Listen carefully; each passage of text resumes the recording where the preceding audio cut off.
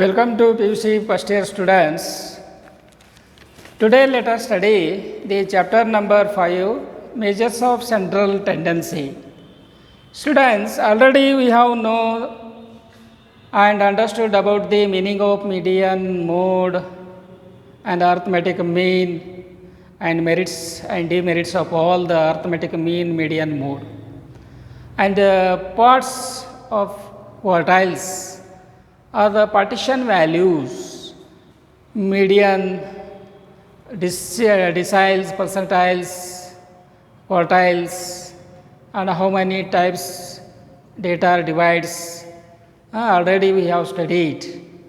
But today let us study the problems. The problem is answer the following in about 20 sentences. Each question carries 6 marks. The question is about 6 marks. 6 marks questions. The question is calculate arithmetic mean by direct assumed mean and step deviation methods for the following data. The data are 40, 50, 55, 78, 58 like this. We have to calculate the arithmetic mean by direct assumed mean and the steps deviation method for the following data. The question is, first question is calculate arithmetic mean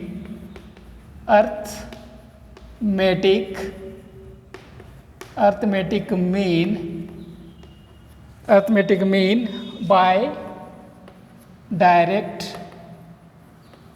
direct assumed mean method, assumed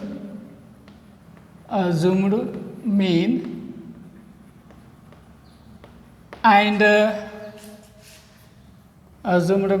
and step deviation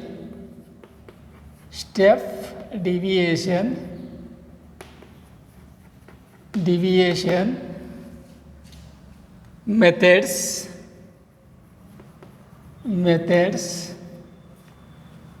for the following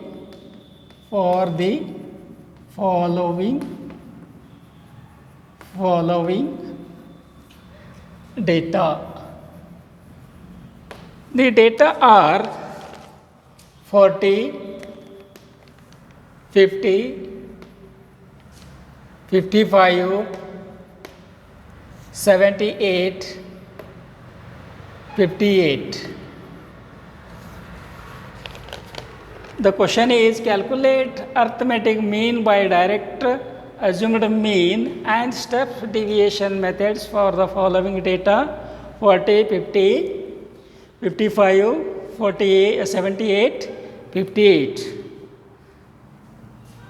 Students, you have to calculate the arithmetic mean by direct assumed mean and the step deviation method for the following data 40, 50, 55, 78 and 58.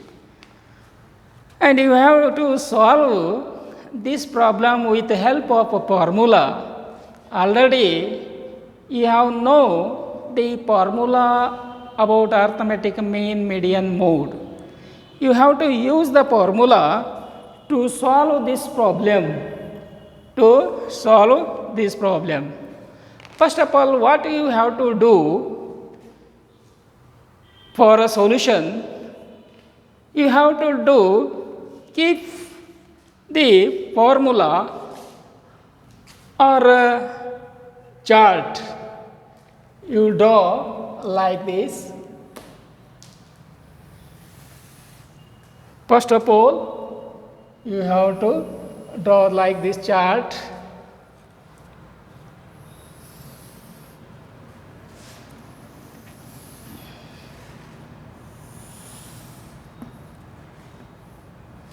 Like this, and write the questions, write the questions. The data are x. You mention the x. Data are 40, 50 and 55, 78 and 58. And that side D is equal to x minus x bar. What you have to do, it is 55 is middle point. You keep for this is 0. First you write the x. What the data are given: 40, 50, 55, 78, 58. You write in the column of x 40, 50, 55, 78, 58. 40, 50, 55, 78, 58. Like this. And next what you will do? You mark the 55 is the middle point. You keep for this 0. And D is equal to x minus x. Next steps is, one steps I will explain you. Next steps you solve. ಇಲ್ಲಿ ಏನು ಮಾಡಬೇಕಾಗಿತ್ತು ಅಂದರೆ ವಿದ್ಯಾರ್ಥಿಗಳೇ, ಈಗಾಗಲೇ ಇಲ್ಲಿ arithmetic mean ನೇರ ವಿಧಾನ ಮತ್ತು ಇಲ್ಲಿ ಸ್ಟೆಪ್ಸ್ ಡಿವಿಯೇಷನ್ ಮೆಥಡ್ ಕಲ್ಪಿತ ಅಥವಾ ಇದ್ಯಾವುದು ಸ್ಟೆಪ್ಸ್ ಡಿವಿಯೇಷನ್ ಮೆಥಡ್ದೊಳಗೆ ಕೊಟ್ಟಂಥ ಅಂಕಿ ಸಂಖ್ಯೆಗಳಿಂದ ಅಂಕಗಣಿತ ಮತ್ತು ಇದನ್ನು ಕಂಡುಹಿಡಿಯಿರಿ ಕೊಟ್ಟಿದ್ದಾರೆ ಇಲ್ಲಿ ಅಂಕಗಣಿತ. ಇಲ್ಲಿ ಏನು ಮಾಡಬೇಕಿತ್ತಂದ್ರೆ ಇಲ್ಲಿ ಕೊಟ್ಟಂತಹ 40, 50, 55, 78, 58 ಈ ಪ್ರಕಾರವಾಗಿ ಇಡಬೇಕು ಎಕ್ಸ್ದೊಳಗೆ. ಇಲ್ಲಿ ಏನು ಮಾಡಬೇಕು, ಎಕ್ಸ್ ಇದ್ದಲ್ಲಿ 55 ಮಿಡಲ್ ಪಾಯಿಂಟ್ ಆಗ್ತದೆ, ಅದಕ್ಕೆ 0 ಇಡಿ. ಇವಾಗ ಏನು ಮಾಡೈತಂದ್ರೆ ಇಲ್ಲಿ ಫಾರ್ಮುಲಾ ಐತಿ ಎಕ್ಸ್ ಮೈನಸ್ ಎಕ್ಸ್. ಈ 55ರಲ್ಲಿ 40 ಮೈನಸ್ ಮಾಡಬೇಕು. 55 55 minus 40 is equal to what? ಇಲ್ಲಿ ಬರಿಬೇಕು, ಇಲ್ಲಿ ಕಾಲಮ್ದಾಗ ಎಷ್ಟು 55 ಮೈನಸ್ 40 ಈಸ್ ಈಕ್ವಲ್ ಟು ಎಷ್ಟು ಬರ್ತೈತಪ್ಪ ಅಂದ್ರೆ 15 ಬರುತ್ತೆ. ನೋಡ್ರಿ, 55ರೊಳಗೆ 40 ಕಳೀರಿ. 55ರೊಳಗೆ 40 ಕಳೆದ್ರೆ ಮೈನಸ್ 15. ನೀವು ಕ್ಯಾಲ್ಕುಲೇಟರ್ ತೊಗೊಂಡು ಕೊಡಬೇಕು, ಪೆನ್ನು ಹಾಳಿ ಎಲ್ಲ ತೊಗೊಂಡು ನೀವು ನಾ ಯಾವ ರೀತಿ ಬಿಡಿಸ್ತಾ ಇದ್ದೀನಿ ಆ ರೀತಿ ನೀವು ಬಿಡಿಸ್ಬೇಕು. ಇಲ್ಲಿ ಎಕ್ಸ್ದೊಳಗೆ ಏನು ಕೊಟ್ಟಿದ್ರಿ, ಡೇಟಾ ಹೆಂಗೆ ಐತಲ್ಲ ಅದೇ ರೀತಿ ಡೇಟಾ ಇಡಲಾಗಿದೆ. ಇಲ್ಲಿ 40, 50, 55, 78, 58 ಈ ರೀತಿ ಇಟ್ಟಾರಿ. ಇಲ್ಲಿ ಮಿಡಲ್ ಪಾಯಿಂಟ್ ಯಾವುದೈತಪ್ಪ ಅಂದರೆ 55 ಐತಿ, ಅದಕ್ಕೆ 0 ಇಡ್ರಿ. 0 ಇಟ್ಟಾಗ ಇಲ್ಲಿ ಫಾರ್ಮುಲಾ ಏನು, D is equal to X minus X bar. ಇದ್ರೊಳಗೆ 55ರೊಳಗೆ 40 ಕಳೀರಿ. 55ರೊಳಗೆ 40 ಕಳ್ರಿ. ಕ್ಯಾಲ್ಕುಲೇಟರ್ದಾಗ ಮಾಡಬೇಕು ನೀವು. ಅಲ್ಲಿ ಕ್ಯಾಲ್ಕುಲೇಟರ್ ತೊಗೊಳ್ರಿ. ಕ್ಯಾಲ್ಕುಲೇಟರ್ ತೊಗೊಂಡ್ರೆ ಅಥವಾ ಮೊಬೈಲ್ ಇದ್ರೆ ಮೊಬೈಲ್ದಾಗ ಕ್ಯಾಲ್ಕುಲೇಟರ್ ಯೂಸ್ ಮಾಡಿರಿ. 55 minus 40 is equal to minus 15. ಇವಾಗ ನೋಡಿರಿ, ಮತ್ತು 50ರೊಳಗೆ 50 ತೆಗರಿ. 55ರಾಗ 50 ತೆಗರಿ. ಎಷ್ಟು ಬರ್ತೈತಿ ಇಲ್ಲಿ? ಮೈನಸ್ 5 ಬಂತ ನೋಡಿ, ಮಾಡಿ ನೋಡಿ ಲೆಕ್ಕ. 55ರಾಗ 40 ಕಳೆದ್ರೆ 15. 55ರಾಗ 50 ಕಳೆಯಿರಿ 5. 55ರಾಗ 50 ಕಳೆದ್ರೆ 5. ಇನ್ನು ಈ ಸಂಖ್ಯೆದೊಳಗೆ 55 ಕಳಿಬೇಕು. 78 ಮೈನಸ್ 55 ಇಲ್ಲಿ ಕಳಿಬೇಕು ಇದನ್ನು. ಆಮೇಲೆ 58 ಮೈನಸ್ 55 ಕಳಿಬೇಕು. ಏನು ಮಾಡಬೇಕೀಗ, ಈ 55 ಐತಲ್ಲ, 55ಅನ್ನು 78ರೊಳಗೆ 55 ತೆಗಿರಿ. 58ರೊಳಗೆ 55 ತೆಗಿರಿ. ಇದು ನಿಮಗೆ ಬರಬೇಕು. ಇಲ್ಲಿ ನೋಡ್ರಿ, 78ರೊಳಗೆ 55 ತೆಗೆದ್ರಂದ್ರೆ 23. ಆಮೇಲೆ 58ರಾಗ 55 ತೆಗೆದ್ರಂದ್ರೆ 58ರೊಳಗೆ 55 ತೆಗೆದ್ರಂದ್ರೆ ಇಲ್ಲಿ 3. ಎಷ್ಟು ಬರ್ತೈತೆ? 58ರೊಳಗೆ 55 ತೆಗೆದಂದ್ರೆ 3 ಬರುತ್ತೆ. ಹೌದಾ? ಓಕೆ. ಆಮೇಲೆ ಇದನ್ನೆಲ್ಲ ಟೋಟಲ್ ಮಾಡ್ಕೋಬೇಕು. ಈಗ ಇದನ್ನೆಲ್ಲ ಕೂಡ್ಸ್ರಿ. ಈಗ 40, 50, 55, 78, 58 ಎಲ್ಲವನ್ನು ಕೂಡಿಸಿದಾಗ ಎಷ್ಟು ಬರ್ತೈತಿ? ಇಲ್ಲಿ 281. ಎಷ್ಟು ಬರ್ತೈತಿ? 281. ಎಲ್ಲ ಕೂಡಿಸ್ಬೇಕಾದನ್ನು. You add all the digits 40, 50, 55, 78, 58. Total is equal to ಎಷ್ಟು ಬರ್ತೈತಿ? 281. ಆಮೇಲೆ ಇದನ್ನೆಲ್ಲ ಕೊಡ್ಸ್ಕೋರಿ. ಸಮೇಷನ್ ಡಿ ಇದು ಎಷ್ಟು ಬರ್ತೈತೆ ನೋಡ್ರಿ? ಸಮೇಷನ್ ಡಿ ಇಲ್ಲಿ ನೋಡ್ರಿ, ಇಲ್ಲಿ 15 + 5 ಎಷ್ಟು ಆಗ್ತೈತಿ? 20 ಆಯಿತು. ಹೌದಾ? ಇವೆರಡು ಕೂಡಿಸಿ ಎಷ್ಟು ಬರ್ತೈತಿ? 20. ಆಮೇಲೆ ಇದು 20 3 + 3 = ಎಷ್ಟಾಯ್ತು? 26. ಹೌದಾ? ಇಲ್ಲಿ 15 + 5 ಎಷ್ಟು ಬಂತು? 20. ಇಲ್ಲಿ 23 + 3 26. ಇಲ್ಲಿ ಎಷ್ಟು ಬರ್ತದಪ್ಪ ಅಂದ್ರೆ ಇಡಿ = 6. ಇಡಿ = 6. Summation D = 6. 6 ಹೆಂಗೆ ಬರ್ತಪ್ಪ ಅಂದ್ರೆ ಇಲ್ಲಿ 26 ಒಳಗೆ 20 ಕಳೀರಿ. ಇಲ್ಲಿ ಹೆಂಗೆ ಕಳೆದಿರಲ್ಲ ನೀವು? 55ರಾಗ 40 ಕಳೆದ್ರಿ, 55ರಾಗ 50 ಕಳೆದ್ರಿ, 78ರಾಗ 50 ಕಳೆದ್ರಿ, 58ರೊಳಗೆ 50 ಕಳೆದ್ರಿ. ಇದೇ ರೀತಿ ಇವು ಕೆಳಗಿನೂ ಕೂಡಿಸೋದು, ಇವನು ಕೂಡಿಸೋದು. ಇಲ್ಲಿಂದ ಈ 26 ಟೋಟಲ್ ಬಂದದ. 26 ಒಳಗೆ 20 ಕಳೀರಿ ಅಂದ್ರೆ ಟೋಟಲ್ ಎಷ್ಟು ಬರ್ತಿಲ್ಲಿ? 6 ಉಳಿತು. 26 ಒಳಗೆ 20 ಹೋಯ್ತು ಅಂದರೆ 26 - 20 = ಸಮೇಷನ್ ಡಿ = 6. ಹೌದಾ? ಎಷ್ಟು ಬರ್ತೈತೆ ಇಲ್ಲಿ? ಸಮೇಷನ್ ಡಿ = 6 ಹೆಂಗೆ ಬರ್ತಂದ್ರೆ 23 + 3 = 26, 15 + 5 = 20, 26 - 20 = 6. ಆನ್ಸರ್. ಇನ್ನು ಏನು ಮಾಡಬೇಕು ಅಂದ್ರೆ 2 ಮೆಥಡ್ದೊಳಗೆ ನೀವು ಇಲ್ಲಿ ಕ್ಯಾಲ್ಕುಲೇಷನ್ ಮಾಡಬೇಕು. 2 ಮೆಥಡ್ಗಳು ಅಂದರೆ ಯಾವುವು? ಒಂದನೇ ಮೆಥಡ್ ನೋಡಿರಿ, ಡೈರೆಕ್ಟ್ ಮೆಥಡ್ದೊಳಗೆ. ಇಲ್ಲಿ ಒಂದು ಡೈರೆಕ್ಟ್ ಮೆಥಡ್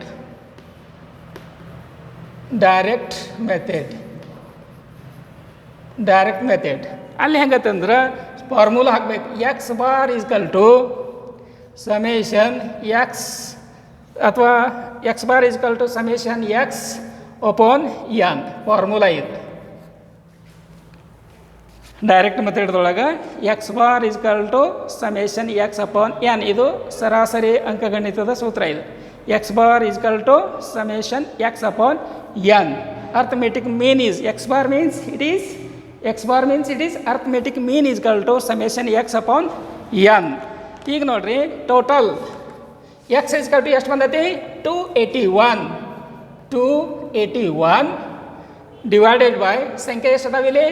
1 2 3 4 5. ಎಷ್ಟು ಡಿಜಿಟ್ ಅದಾವಿಲ್ಲಿ? ಟೋಟಲ್ ಎಷ್ಟು ಬಂದೈತಿ ಇಲ್ಲಿ? 281 ಬಂದದ. ಎಲ್ಲ ಕೂಡಿಸಿದಾಗ when you add this all the digits, the total is 281.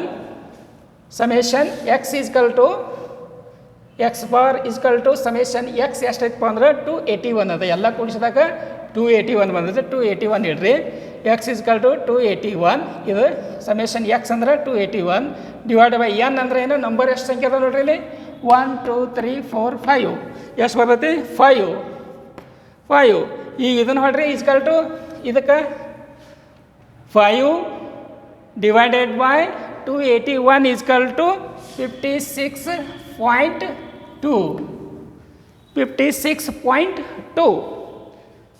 Calculation ಮಾಡಿದರೆ ಎಷ್ಟು ಬರ್ತದೆ ಅಲ್ಲಿ? 56.2 ಬರ್ತದೆ. ಕ್ಯಾಲ್ಕುಲೇಷನ್ ಮಾಡಬೇಕು. ಕ್ಯಾಲ್ಕುಲೇಷನ್ ಮಾಡಿದರೆ ಎಷ್ಟು ಬರ್ತದೆ ಅಲ್ಲಿ? 56.2. ಇನ್ನು ನೆಕ್ಸ್ಟ್ ಸ್ಟೆಪ್ಸ್ ಯಾವುದಪ್ಪ ಅಂದ್ರೆ ಅಸ್ಯೂಮ್ಡ್ ಮೀನ್ ಮೆಥಡ್. ಸ್ಟೆಪ್ಸ್ ಎರಡನೇದು ಏನು ಕೇಳ್ಯಾರ ಇಲ್ಲಿ? ಒಂದು ಅರ್ಥಮೆಟಿಕ್ ಮೀನ್ ಡೈರೆಕ್ಟ್ ಆಯಿತು. ಇನ್ನು ಅಸ್ಯೂಮ್ಡ್ ಮೀನ್ ಮೆಥಡ್ ಎರಡನೇದು ಯಾವುದು? Assumed mean method. ಇದಕ್ಕೊಂದು ಫಾರ್ಮುಲಾ ಇದೆ. The assumed mean method has a formula. ಅಲ್ಲಿ formula already you know X bar is equal to A plus summation D upon N. D upon N ಹೌದಾ. assumed mean method formula is x bar is equal to a plus summation d upon n. ಇವಾಗ ನೋಡ್ರಿ is equal to 55 ತಗೊಳ್ರಿ. ಅಲ್ಲಿ 55 ಇದೆ, 55 plus ಇಲ್ಲಿ 55 plus total X D is equal to 6. ಆಮೇಲೆ how many digits are there? 5. 1 2 3 4 5 ಇಲ್ಲಿ 5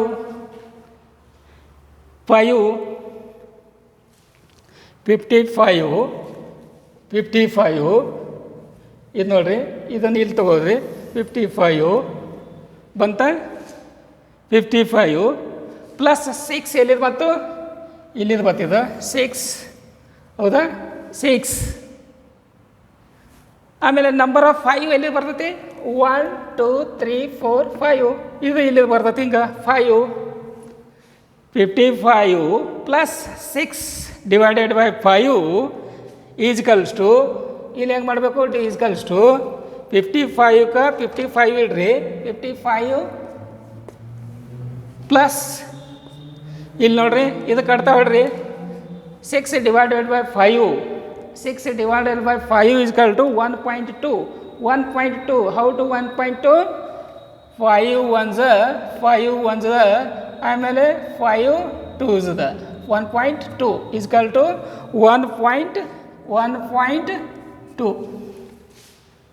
1.2. ಈಗ ಅದನ್ನು ಮಾಡಿರಿ 1.2 ಹೌದಾ. 1 ವೇ ಈಗೇನು ಮಾಡ್ಬೇಕು? ಈಗ 55 ಇಲ್ಲಿ 1.2 ಬಂತ, 1.2. 55 plus 1.2 is equal to 56.2. Same answer.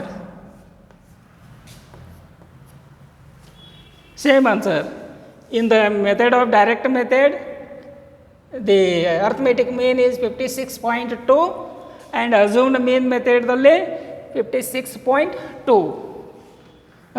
56.2. And as there is no common difference between the steps deviation method, for the data is not possible. In the direct method and the assumed method is the answer is the same. So you have to calculate like this. It is very simple if you understand. It is very difficult if you not understand. Don't mind. It is very simple. You have to remember the formula, how to calculate the direct method and assumed mean method. This is very simple. If it comes in examinations, you have to solve like this the problem. Already I have explained step by steps how the problem will be solved. So students, ಕನ್ನಡದಲ್ಲಿ ಹೇಳಬೇಕಾದ್ರೆ ವಿದ್ಯಾರ್ಥಿಗಳೇ, ಈ ಅರ್ಥಮೆಟಿಕದಲ್ಲಿ ಈ ಅಂಕಗಣಿತ ಸರಾಸರಿ ಕಂಡುಹಿಡಿದು ಮತ್ತು ಇಲ್ಲಿ assumed ಮೀನ್ ಕಲ್ಪಿತ ವಿಧಾನವನ್ನು ಕಂಡುಹಿಡಿಯೋದರಲ್ಲಿ ಎರಡೂ ಆನ್ಸರ್ಗಳು ಒಂದೇ ಆಗಿರ್ತವೆ. 56.2 ಇಲ್ಲಿ 56.2 ಇಲ್ಲಿ ಉತ್ತರ ಕಲ್ಪಿತ ವಿಧಾನ ಮತ್ತು ನೇರ ವಿಧಾನದ ಬದಲಿ ಉತ್ತರ ಒಂದೇ ಬರುತ್ತದೆ. ಈ ರೀತಿ ನೀವು ಇದನ್ನು ಬಿಡಿಸ್ಬೇಕು. ಇದು ಪರೀಕ್ಷೆಯಲ್ಲಿ ಬಹಳ ಪ್ರಮುಖವಾದ ಪ್ರಶ್ನೆಯಾಗಿರುತ್ತದೆ. ಇದಕ್ಕೆ 6 ಅಂಕಗಳು ಇರುತ್ತವೆ. ಎಷ್ಟು ಅಂಕಗಳು? 6 ಅಂಕಗಳು. ದಯವಿಟ್ಟು ನಾನು ಈಗಾಗಲೇ ಒಂದೊಂದೊಂದು ಸ್ಟೆಪ್ ಬೈ ಸ್ಟೆಪ್ ಹೇಳ್ಕೋತ ಹೋಗಿದ್ದೀನಿ. ನಿಮಗೆ ಗೊತ್ತಾಗಲಿಲ್ಲ ಅಂದ್ರೆ ಇದನ್ನು ನಾನು ಇಲ್ಲಿಂದ ನಿಮಗೆ ಈ ಮೂಲಕ ತಿಳಿಸಿದ್ದೇನೆ. ನೋಡಿರಿ, ಇಲ್ಲಿ ಕ್ವಶನ್ಸ್ ಅದಾವ, ಕ್ವಶನ್ಸ್ ಐತೆ, ಇಲ್ಲಿ ಪ್ರಾಬ್ಲಮ್ ಸಾಲ್ವ್ ಮಾಡಿದೆ.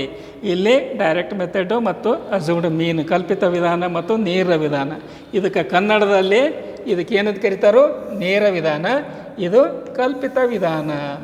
ಎರಡು ಒಂದರಲ್ಲಿನ ಬಿಡಿಸಿದಾಗಿದೆ. ದಯವಿಟ್ಟು ನೀವೆಲ್ಲರೂ ನನ್ನ ಚಾನಲಿಗೆ ಸಬ್ಸ್ಕ್ರೈಬ್ ಆಗಿರಿ. ಕನ್ನಡದಲ್ಲಿ ಮಾತನಾಡಿದ್ದೇನೆ, ಬರೀ ಇಂಗ್ಲೀಷ್ನಲ್ಲಿ ಹೇಳ್ತಾರೆ ಅಂತ ನೀವು ತಿಳ್ಕೊಬೇಡಿ.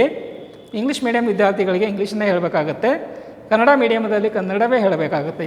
ಇದೆರಡು ಕೂಡಿಸಿ ನಾನು ಬಿಡಿಸಿದ್ದೀನಿ. ಕನ್ನಡ ವಿದ್ಯಾರ್ಥಿಗಳಿಗೂ ಅನುಕೂಲವಾಗಿರಬೇಕು, ಜೊತೆಗೆ ಇಂಗ್ಲೀಷ್ ಮಾಧ್ಯಮದ ವಿದ್ಯಾರ್ಥಿಗಳಿಗೂ ಅನುಕೂಲವಾಗಿರಬೇಕು. ದಯವಿಟ್ಟು ನನ್ನ ಚಾನಲಿಗೆ ತಾವೆಲ್ಲರೂ ಸಬ್ಸ್ಕ್ರೈಬ್ ಆಗಿರಿ ಮತ್ತು ನಿಮ್ಮ ಗೆಳೆಯರಿಗೆ ದಯವಿಟ್ಟು ಸಬ್ಸ್ಕ್ರೈಬ್ ಆಗಲು ಹೇಳಿರಿ. ಧನ್ಯವಾದಗಳು.